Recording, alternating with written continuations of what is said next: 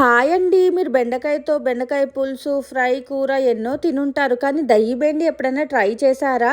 మంచి దాబా స్టైల్‌లో చూపిస్తున్నాను మరి చూసేయండి. చూసి ట్రై చేసి ఎలా కుదిరిందో కామెంట్ చేయడం మాత్రం మర్చిపోకండే. బెండకాయలో ఆయిల్ ఏసుకొని, ఉప్పు, పసుపు వేసుకొని ఫ్రై చేసి పక్కన పెట్టుకోండి.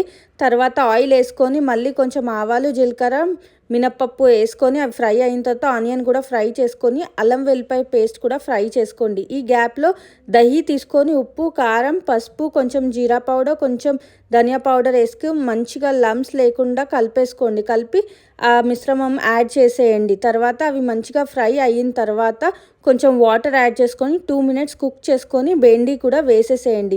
వేసేసిన తర్వాత ఒక 5 మినిట్స్ లిడ్ క్లోజ్ చేసుకొని వదిలేసి ఇంకా మీరు రైస్తో, రోటీతో ఎలా అయినా ఎంజాయ్ చేయొచ్చు. చాలా టేస్టీగా ఉంటుంది, పుల్ల పుల్లగా తగులుతూ.